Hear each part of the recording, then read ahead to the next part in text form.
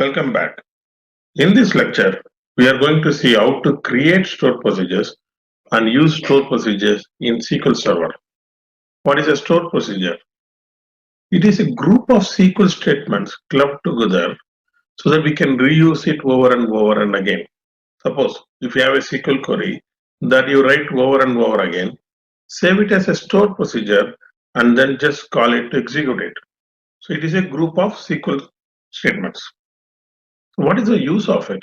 Because you can reuse the code multiple times, and few other advantages can be a quick execution. Because what has happened is when you store the stored procedure, so it is pre-compiled SQL statement. The SQL statements are pre-compiled, so the execution will be much faster.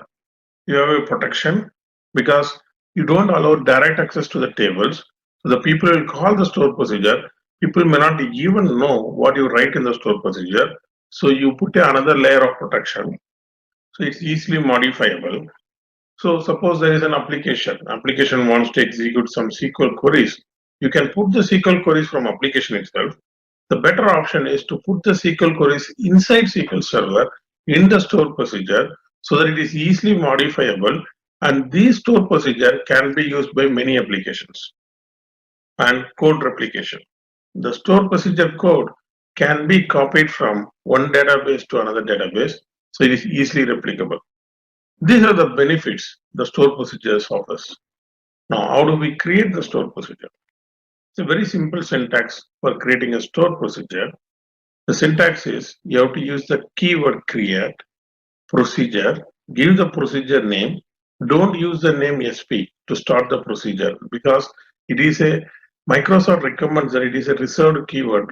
Microsoft recommended not to use the SP keyword because all the system procedures starts with the SP. So create procedure, give a name as begin and end. This is the syntax where you write the SQL commands. Inside the begin and end, you can write the SQL commands. So it's a very simple syntax. Create procedure name as begin and end, and inside begin and end you write SQL commands. Execute stored procedure. How do you execute a stored procedure? Use exec, give the procedure name. You can execute the stored procedure. Let's look into a demo right now. Now, let's create a table first in the demo. Make sure that you choose the right database for the table.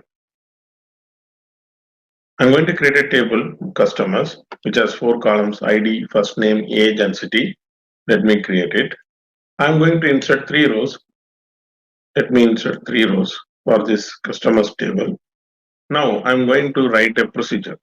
How to write a procedure? As we discussed before, create procedure, give the procedure name, customers data, or you can say retrieve customers data, give a meaningful procedure name, and then you say as begin, spelling mistake, begin, end. Now you're going to write your SQL command. My SQL command is to select from the table. Select start from customers. Let me create this procedure first. Now the procedure got created.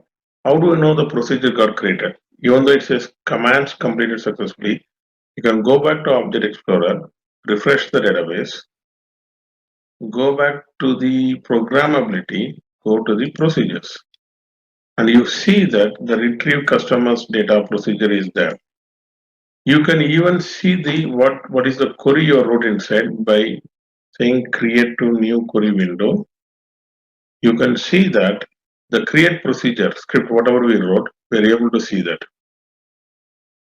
Now, I want to execute this procedure. How do I execute a procedure? You can execute the procedure either from the Object Explorer, go to the procedure name, right click, execute procedure, or you can do it using the execute command, exec, give the procedure name. Let me execute this procedure. As expected, the procedure is returning 3 values. Now we understood how to create a procedure and retrieve the values. Let's add some more functionality to the procedure. Let's have an input parameter and output parameter. In general, when we are writing a procedure in production, we'll have an input value and an output value. What is an input value and how to give an input value? What is an output value? how we retrieve the output value. Let's look into this. So while creating a procedure, you're going to say at, use the at symbol to indicate this is a input value, and then you give any name for the input value and give the data type for that. So we're actually creating a variable as an input value to take the input values. And you are going to create another variable and also a data type we are going to give. The only thing you are going to add for output variable is output. So by default, if you don't give anything as output to a variable, it is an input variable. So how do we differentiate input variable and output variable? Input variable is just doesn't contain anything in terms of input and all. You are going to give the variable name and give the data type, and that's it. While creating the procedure. For output, you have to give int and give the keyword output for the variable. That defines that it is an output variable. What is the use of input variables and output variables? See, for example, you're going to select from a table. I want to retrieve only few rows based on the where condition. Now, while applying a where condition, you want to make sure that it is an input variable coming in. For example, for a customer, I want to see what is the salary is retrieving. I want to pass the customer name as an input to retrieve the salary so that this procedure can be reused multiple times with a different customer name. Otherwise, what you have to do here is you have to create a procedure with a select statement where customer name equal to hard-coded value. That means every time when you want to retrieve a value for a new customer, you have to go back, alter the procedure, and you have to change the customer name. And it is not a good solution. So if you want to make a reusability solution, you need to have an input parameter and pass the input parameter to the where condition. Generally, we use input parameters to pass to the where condition, but don't restrict yourself only input parameters thinking like it will be where condition only. It can be used multiple purposes. What is the output parameter then? So the output parameter is something you remember that so the procedure returns some value. For example, you are retrieving a value of a customer, a salary, and you need to get the value output from the procedure. So when you're doing a select start from table, it comes as a table. So you don't need to worry about it retrieving at a table. Sometimes if you want to retrieve a variable, output as a variable so that it can be used for further purposes, where you can do a if logic or you can do some other logics, then taking it as an output variable makes sense. So the output variable means the procedure is returning some value and we are capturing it in the output variable. So we know how to create a procedure now. We'll create a procedure with a procedure name, give that variable, and give that whatever varchar, the variable data type. If you don't mention anything in that variable, it's an input. If you mention as an output, it's an output variable as begin and end. You are going to put your SQL statements. Now, how do you retrieve the values back when the output value is coming? So for sure, we need to take that value in a variable. So even while executing a procedure for an output variable, you need to declare a variable. So I'm declaring a variable in case of I'm retrieving a value for employee total. I'm getting the variable declare employee total int. I'm executing this procedure with the input parameter value. So at test, I'm going to give name. So for example, I'm giving a name of the customer. So input variable name is customer, but output is coming as a variable. So we are capturing that output at the employee total in a variable and printing that employee total.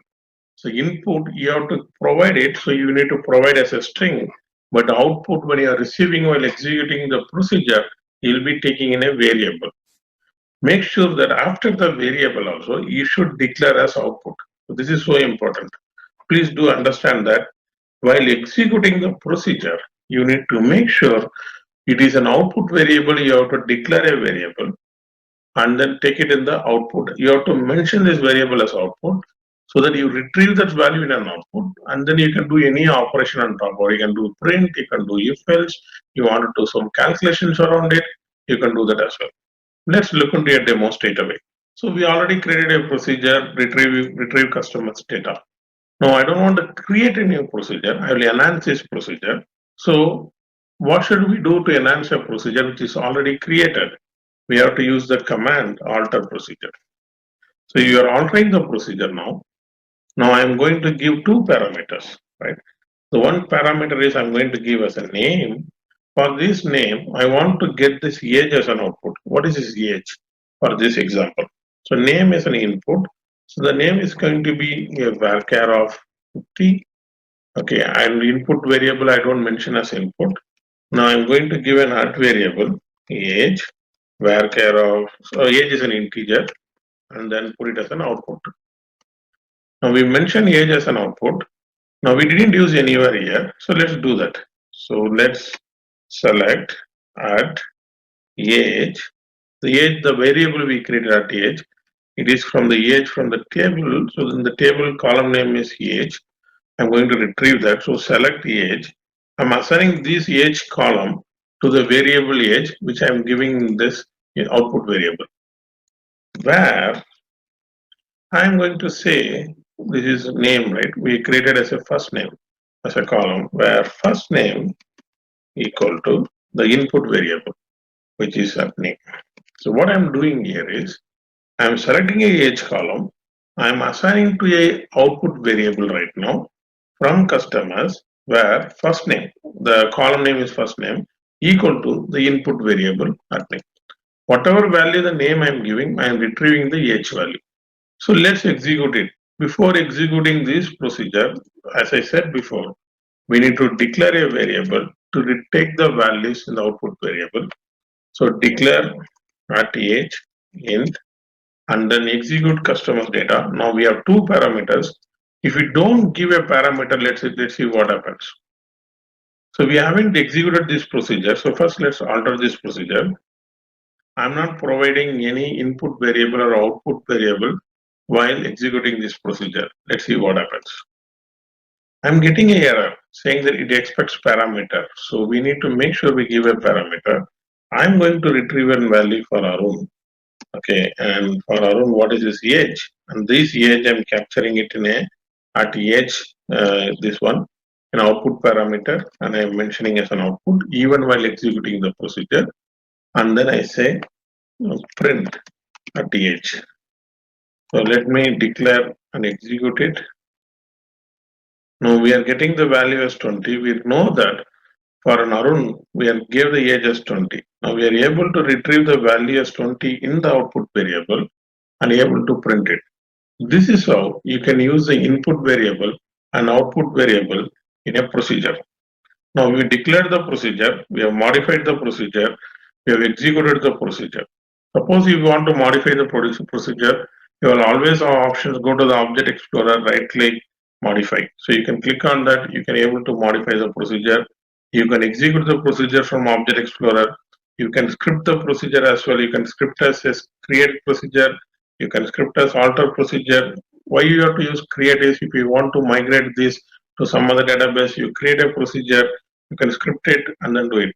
There is one way to retrieve the procedure script sp underscore help text. So which is give the procedure name. It will give the text of the procedure. So the procedure text, whatever we used, will be retrieved using the system store procedure sp underscore help text. Retrieve this. One thing you remember, you can retrieve the procedure here as well by saying that script store procedure as create to new query window, and you will get the script. It is better way to create a script or retrieve the script using this option, using the option Object Explorer script procedure as create to.